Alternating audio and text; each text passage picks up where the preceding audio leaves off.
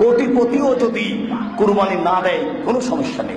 সামর্থ্যবান অর্থাৎ কোটিপতিও যদি কোরবানি না দেয় কোনো সমস্যা নাই।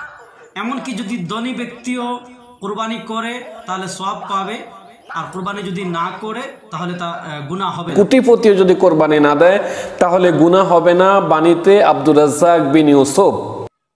আসসালামু আলাইকুম ওয়া রাহমাতুল্লাহি ওয়া বারাকাতুহু। প্রিয় ভাই ও বোনেরা, আপনারা যারা আজকের ভিডিওতে ক্লিক করেছেন তাদেরকে অসংখ্য অসংখ্য ধন্যবাদ। আশা করি আপনারা সম্পূর্ণ ভিডিওটি দেখার চেষ্টা করবেন, তো করি আজকের ভিডিওর বিষয়বস্তু কী তা আপনারা বুঝতে পারবেন। বন্ধুগণ, আমরা এখানে দেখলাম শেখ আব্দুর রাজ্জাক বিন ইউসুফ সাহেব খুব জোর গলায় বলতেছেন যে কুরবানি হলো নেকির কাজ, কেউ যদি দেয় তাহলে নেকি পাবে, আর না দিলে কোনো গুনাহ হবে না। এরকমই উনি খুব জোর গলায় বিষয়টা বলতেছেন। আসলে কি সত্যি কুরবানি দিলে না দিলে গুনাহ হবে না, বা কুরবানি যাদের উপর ওয়াজিব, যাদের উপর কুরবানি ওয়াজিব রয়েছে তারা যদি কুরবানি না দেয় কোনো সমস্যা হবে না? কথাটাকে সত্যি, এই কথাটা আজকে জানার চেষ্টা করব ভিডিওর মাধ্যমে। এতে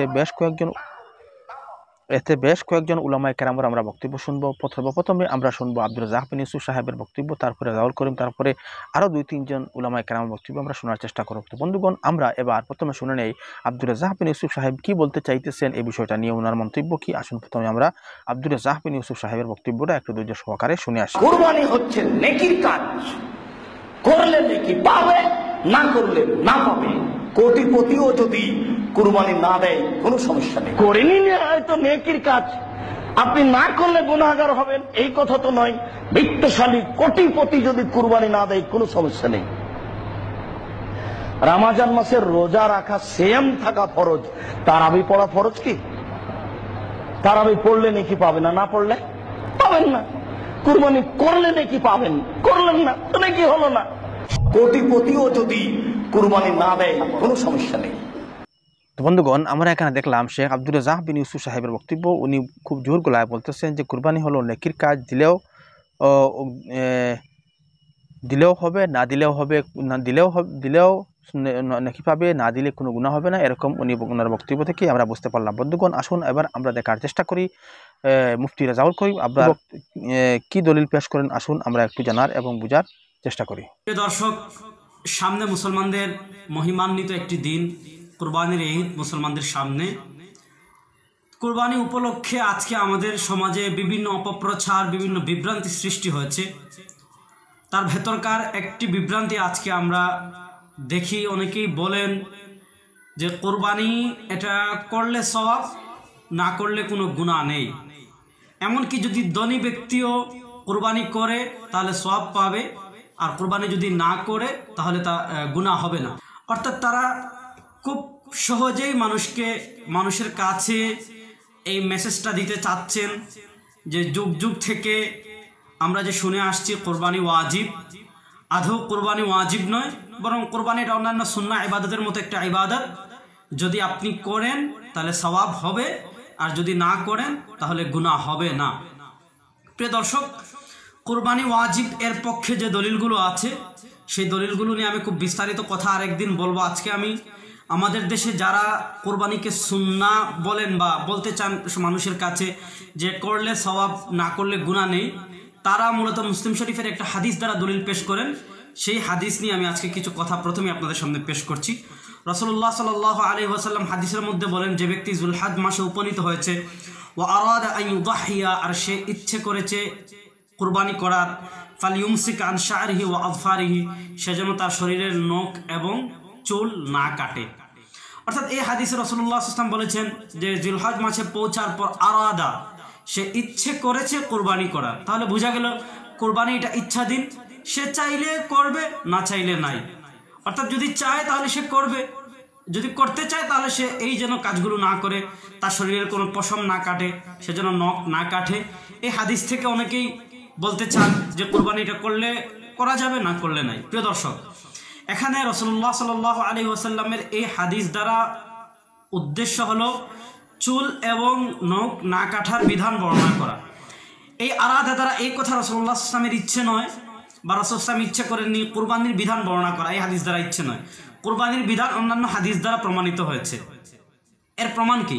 আমরা যদি যাই, রাসূলুল্লাহ সাল্লাল্লাহু আলাইহি ওয়াসাল্লাম এক হাদিসে বলেছেন, মান আরাদা সালাতা ফালইয়াতাওয়াদ্দা, যে ব্যক্তি নামাজের ইচ্ছে করে সে যেন ওযু করে।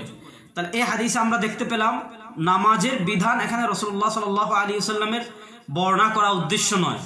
এখানে রাসূলুল্লাহ সাল্লাল্লাহু আলাইহি ওয়াসাল্লামের উদ্দেশ্য হলো ওযুর বিধান বর্ণনা করা। এজন্য নামাজের ক্ষেত্রে রাসূলুল্লাহ সাল্লাল্লাহু আলাইহি ওয়াসাল্লাম আরাদা শব্দ ব্যবহার করেছেন, যেমন আরাদা সালাত। এখন এই আরাদা দেখেই আপনি যদি ওখানে বলেন মান আরাদা আন ইউদাহিয়া, এখানে আরাদা দেখেই আরাদা দেখেই যদি আপনি বলেন কুরবানি ওয়াজিব না, তাহলে আপনাকে বলতে হবে নামাজও ওয়াজিব না, আমরা নামাজও ফরজ না। ইচ্ছে করলে কেউ নামাজ পড়বে, যে নামাজের ইচ্ছে করবে সে ওযু করবে, নামাজের ইচ্ছে না করলে ওযু করবে না।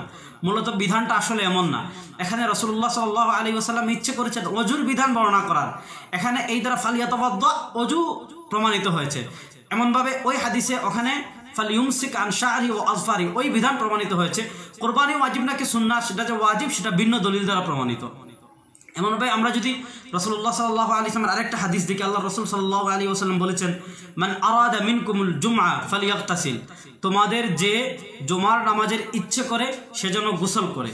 তাহলে এখানে রাসূলুল্লাহ সাল্লাল্লাহু আলাইহি ওয়াসাল্লাম আরাদাল জুমার ইচ্ছে করার কথা। এটার দ্বারা আপনি এটা বলতে পারবেন না যে জুমার নামাজ চাইলে পড়বে, না পড়লে নাই, জুমার ইচ্ছে করলে সে গোসল করবে। মূলত এখানে রাসূলুল্লাহ সাল্লাল্লাহু আলাইহি ওয়াসাল্লামের ফোকাসটা গোসল করার উদ্দেশ্য, অর্থাৎ রাসূলুল্লাহ সাল্লাল্লাহু আলাইহি ওয়াসাল্লাম গোসলের বিধান বর্ণনা করেছেন যে যদি জুমার ইচ্ছে করে সে গোসল করবে, অর্থাৎ গোসল করা জুমার জন্য ভিন্ন সুন্নাহ।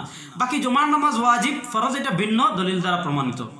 ঠিক তেমনিভাবে রাসূলুল্লাহ সাল্লাল্লাহু আলাইহি ওয়াসাল্লাম বলেছেন মান আরাদা আন ইউদাহিয়া, যে কুরবানি করার ইচ্ছে করেছে ফালিয়ুমসিক আন শা'রি ওয়া আযফারি, সে যেন চুল এবং নখ না কাটে। এখানে রাসূলুল্লাহ সাল্লাল্লাহু আলাইহি ওয়াসাল্লাম চুল এবং নখ না কাটার বিধান বর্ণনা করার উদ্দেশ্য। জুমা ওয়াজিব নাকি সুন্নাহ এই হাদিসে রাসূলুল্লাহ সাল্লাল্লাহু আলাইহি ওয়াসাল্লাম বর্ণনা করেননি। এবার আসেন জুমা যে ওয়াজিব, কুরবানি যে ওয়াজিব, এটার পক্ষে একাধিক হাদিস রয়েছে। ইমাম এই সমস্ত হাদিসের আলোকে আমরা দেখি ইমাম আবু হানিফা রাহিমাহুল্লাহ, ইমাম আবু ইউসুফ রাহিমাহুল্লাহ, ইমাম মুহাম্মদ রাহিমাহুল্লাহ, ইমাম মালিক রাহিমাহুল্লাহ, ইমাম লাইস বিন সাদ রাহিমাহুল্লাহ, ইমাম রাবিআ রাহিমাহুল্লাহ, ইমাম সুফিয়ান সাউরি রাহিমাহুল্লাহ, ইমাম আউজাঈ রাহিমাহুল্লাহ সহ অনেক ইমাম বলেছেন কুরবানি হলো ওয়াজিব। তাদের পক্ষে অনেকগুলো দলিল রয়েছে। আল্লাহ রাব্বুল আলামিন পবিত্র কোরআনে বলেছেন ফাসাল্লি লিরাব্বিকা ওয়ানহার, আপনি কুরবানি করুন। এটা আমর নির্দেশক সিগা, এটা দ্বারা কুরবানির ওয়াজিব বোঝা যায়। তারপর ইবনে মাজার যে সহিহ হাদিস রয়েছে রাসূলুল্লাহ সাল্লাল্লাহু আলাইহি ওয়াসাল্লাম বলেছেন মান ওয়াজাদা সাআতান, যার সামর্থ্য আছে কুরবানি করার, ফালাম ইউদাহি, সে কুরবানি করলো না, ফালা ইয়াকরুবান্না মুসাল্লানা, সে যেন আমাদের ঈদগাহের নিকটবর্তী না হয়। তো প্রিয় দর্শক, এই হাদিসটি আপনারা একটু ভালো করে লক্ষ্য করুন। রাসূলুল্লাহ সাল্লাল্লাহু আলাইহি ওয়াসাল্লাম কত ধমক দিয়ে কথা বলেছেন। যদি সুন্নাহ সাধারণ সুন্নাহ হইতো তাহলে রাসূলুল্লাহ সাল্লাল্লাহু আলাইহি ওয়াসাল্লাম এত ধমক দিয়ে কথা বলতেন না। রাসূলুল্লাহ সাল্লাল্লাহু আলাইহি ওয়াসাল্লাম ওয়াজিব হওয়ার কারণেই বলেছেন ফালা ইয়াকরুবান্না মুসাল্লানা, সে যেন আমাদের ঈদগাহের দ্বারে কাছেই না আসে।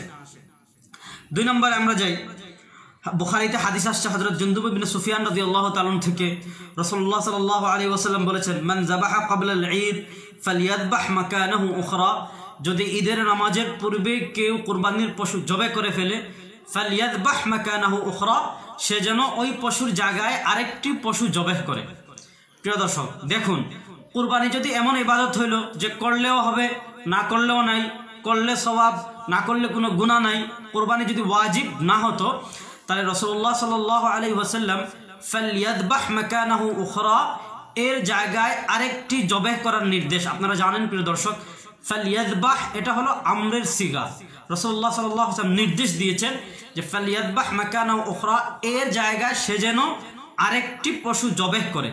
এখন কুরবানি যদি স্বাভাবিক সুন্নাহ হতো যে করলে গুনাহ না করলে নাই, তাহলে রাসূলুল্লাহ সাল্লাল্লাহু আলাইহি ওয়াসাল্লাম তাকে এত গুরুত্ব দিয়ে বলতেন না। এই গুরুত্ব দিয়েছেন রাসূলুল্লাহ সাল্লাল্লাহু আলাইহি ওয়াসাল্লাম, এর থেকেই বোঝা যায় যে কুরবানি সুন্নাহ না বরং কুরবানি ওয়াজিব। তারপরে আমরা যদি যাই, বুখারীতে আরেকটা হাদিস এসেছে আন আবি বুরদা ইবনে ইয়াসার, হযরত আবু বুরদা ইবনে ইয়াসার রাদিয়াল্লাহু আনহু থেকে বর্ণিত, ক্বালা ইয়া রাসূলুল্লাহ ইন্না ইনদি জাযআ, যে আমার নিকট একটা জাযা আছে, ওটার একটা বিশেষ প্রকার, এটাকে দিয়ে আমি কুরবানি করব। রাসূলুল্লাহ সাল্লাল্লাহু আলাইহি ওয়াসাল্লাম তার জবাবে বলেছিলেন ইযবাহহা, অবশ্যই তুমি জবেহ করো, ওয়ালান তুজজি আন গায়রিক, তুমি ছাড়া অন্য কেউ এটা দ্বারা কি করতে পারবে না, আন আহাদিম বাদাক, তোমার পরে আর কার পক্ষ থেকে জাযা দ্বারা কুরবানি করলে আদায় হবে না। এই হাদিস থেকেও আমরা বুঝি কুরবানি ওয়াজিব, কারণ রাসূলুল্লাহ সাল্লাল্লাহু আলাইহি ওয়াসাল্লাম থাকে গুরুত্ব সহকারে কুরবানি ইযবাহহা আমরের সিগা ব্যবহার করেছেন।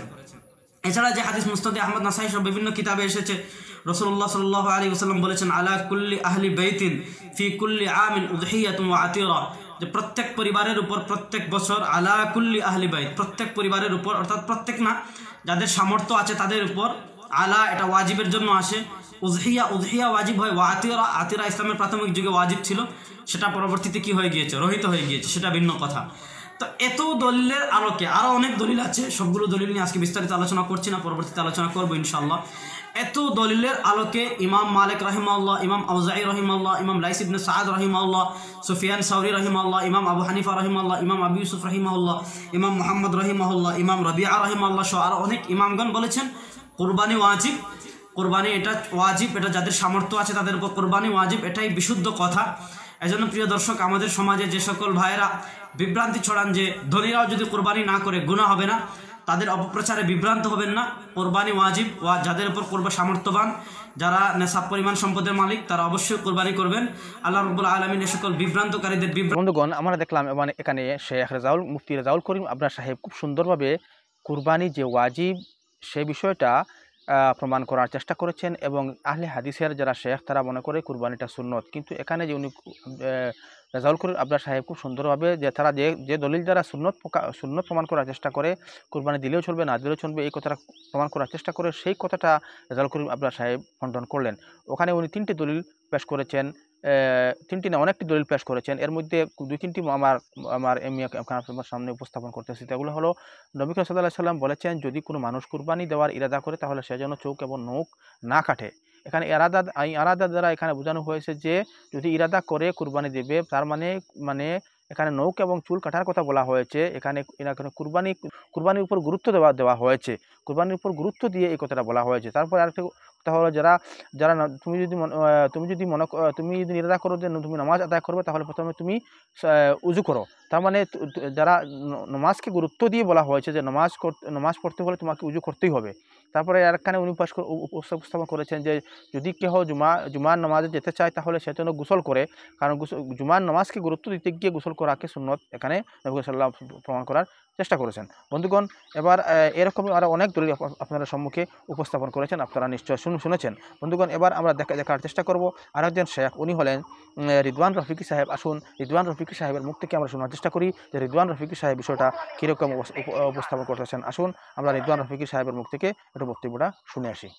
রাজ্জাক বিন ইউসুফের যে ভিডিওটি আপনারা দেখলেন, সেখানে তিনি স্পষ্টভাবে বলতে চাচ্ছেন যে সামর্থ্যবান অর্থাৎ কোটিপতিও যদি কোরবানি না দেয় কোনো সমস্যা নাই, অথচ আল্লাহ পাক আদেশ করেছেন ফাসল্লি লিরাব্বিকা ওয়ানহার, কোরবানি করো। পাশাপাশি হযরত আবু হুরায়রা রাদিয়াল্লাহু তাআলা আনহু থেকে একটি হাদিস বর্ণিত, একটি সহিহ হাদিস বর্ণিত রয়েছে, যেটা আল জামিউ সগীর 8904 নম্বর হাদিস এবং ইবনে মাজার 2123 নম্বর হাদিস, মুসনাদ আহমদের 8273 নম্বর হাদিস এবং আত-তামহিদের 23 নম্বর খণ্ডের 190 নম্বর পৃষ্ঠা এবং আল ইস্তিসকারের 4 নম্বর খণ্ডের 228 নম্বর পৃষ্ঠার মধ্যে একটি সহিহ হাদিস এসেছে। হযরত আবু হুরায়রা রাদিয়াল্লাহু তাআলা আনহু বলেছেন যে রাসূলুল্লাহ সাল্লাল্লাহু আলাইহি ওয়াসাল্লাম বলেন, মান কানা লাহু সাআতুন ওয়া লাম ইউযাহি ফালা ইয়াকরাবান্না মুসাল্লানা। অর্থাৎ রাসূলুল্লাহ সাল্লাল্লাহু আলাইহি ওয়াসাল্লাম বলেছেন, যদি কেউ তোমাদের মধ্যে সামর্থ্যবান হয় কোরবানি দেওয়ার জন্য, কিন্তু সে কোরবানি দিল না, সে যেন আমাদের ঈদগাহেও না আসে। কত বড় ধমক যে রাসূল সাল্লাল্লাহু আলাইহি ওয়াসাল্লাম বলেছেন সে যেন আমাদের ঈদগাহেও না আসে। আল্লামা ইমাম জাইলাই রাহমাতুল্লাহ আলাইহি তিনি বলেছেন যে ওয়ামিসলু হাদাল ওয়াঈদ লা ইউলহাকু বিতারকি গায়রিল ওয়াজিব। এমন ধমক রাসূলুল্লাহ সাল্লাল্লাহু আলাইহি ওয়াসাল্লাম কোন ব্যক্তিকে দিবেন, ওই ব্যক্তিকে দিয়ে থাকেন বা ওই ব্যক্তিকে দেওয়া যায় যেই ব্যক্তি ওয়াজিব তরক করেছে। সুন্নাত তরক করলে এমন ধমক রাসূলুল্লাহ সাল্লাল্লাহু আলাইহি ওয়াসাল্লাম দিবেন না। সুতরাং এত বড় ধমক প্রমাণ করে সামর্থ্যবানদের জন্য কোরবানি দেওয়া ওয়াজিব।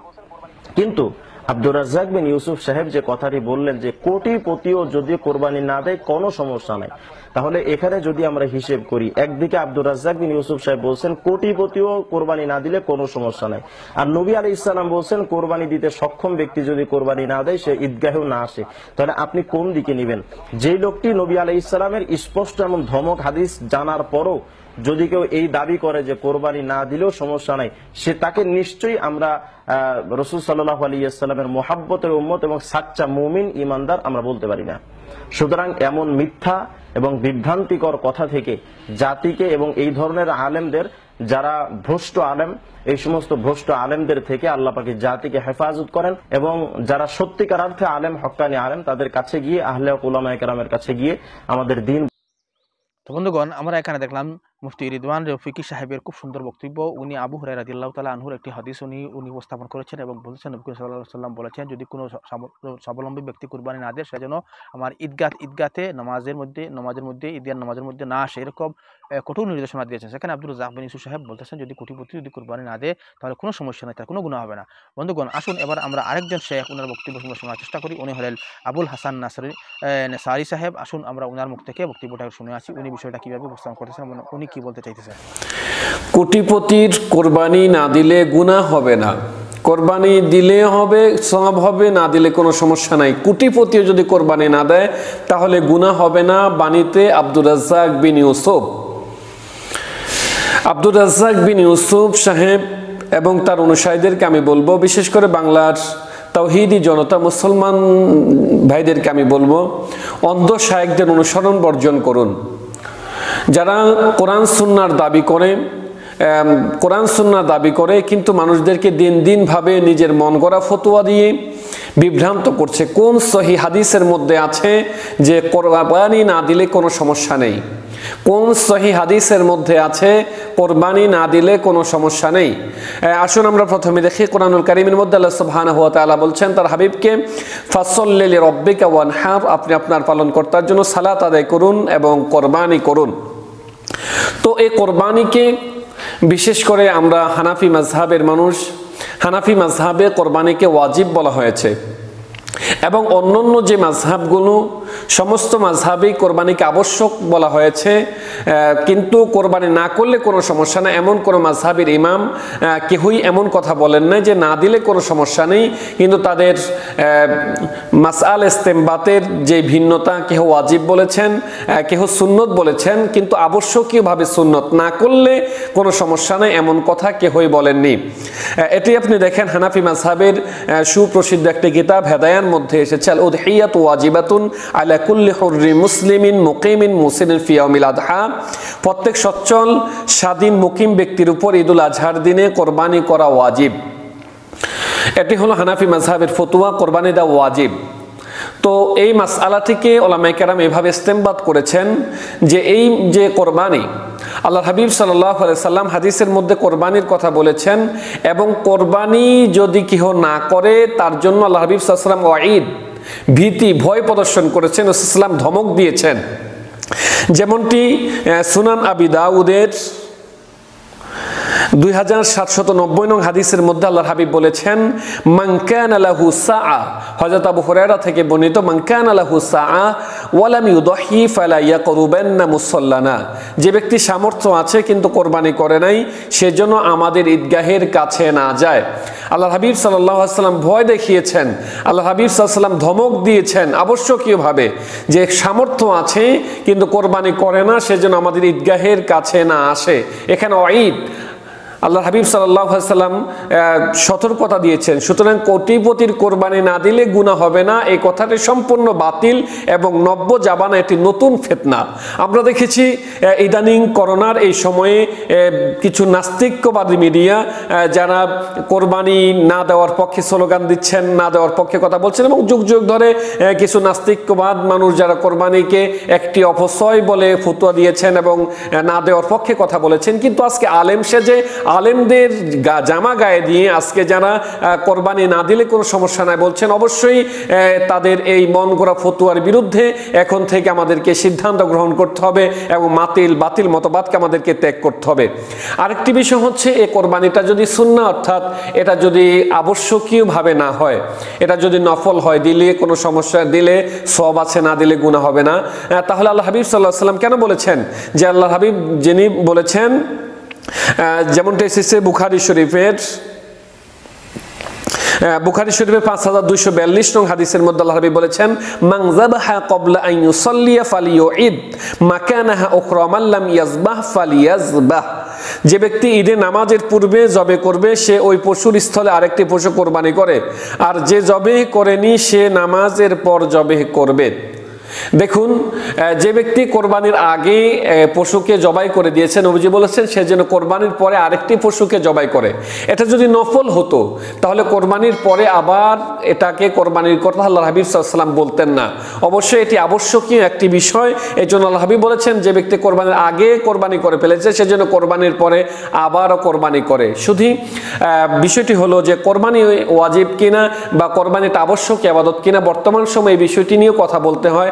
এটি অত্যন্ত লজ্জিত একটি বিষয় যে বিষয়টির সমাধান শত শত হাজার বছর আগে ওলামায়ে কেরাম দিয়ে গিয়েছেন, কিন্তু বর্তমান সময়ে নব্য ফতুয়া দিয়ে মুসলিম জনতার মধ্যে বিভ্রান্তি সৃষ্টি করা এবং মুসলমানদের অন্তরের মধ্যে কিছু প্রশ্ন ঢুকিয়ে দেওয়া, মুসলমানদের অন্তরের ভিতরে কিছু প্রশ্ন জাগিয়ে দেওয়া, এটি ফিতনাবাজি ছাড়া নতুন কিছুই নয়। এই জন্য আমি বলবো, হে মুসলিম জনতা, এই সমস্ত নব্য ফিতনাবাজদের থেকে সাবধান থাকুন, নব্য ফিতনাবাজদের ফতুয়া থেকে সাবধান থাকুন।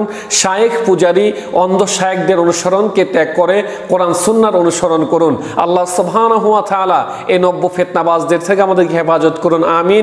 তো বন্ধুগণ, আমরা এখানে দেখলাম আবুল হাসান নেসারি সাহেব কি সুন্দরভাবে বিষয়টা উপস্থাপন করেছেন এবং উনি প্রত্যেকটি মাযহাবের যেগুলো চার মযহব রয়েছে সেই চার মযহবের ইমামগণের কথা উনি উল্লেখ করেছেন যে কোনো মযহবেই বলা হয় না যে কুরবানি না দিলে কোনো গুনাহ হবে না, বা এই বিষয়ে কোনো হাদিস আব্দুর রাজ্জাক বিন ইউসুফ সাহেব বা কোনো মযহবের ইমামগণও উপস্থাপন করেন নাই, বলেন নাই। শুধুমাত্র আব্দুর রাজ্জাক বিন ইউসুফ সাহেব এই বক্তব্যটা বলে বেড়াইতেছেন যে কোটিপতিও যদি কুরবানি না দেয় তাহলে কোনো সমস্যা নাই।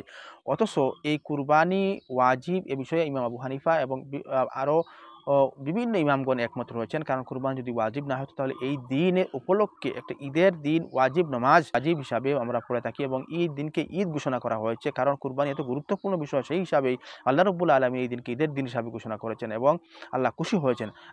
এখানে নেসারি সাহেব আমরা দেখলাম যে উনি বলতেছেন ফাসালিল রাব্বিকা ওয়ানহার, আল্লাহ রাব্বুল আলামিন বলেছেন যে তোমরা নামাজ পড়ে এবং আমার জন্য কুরবানি করো।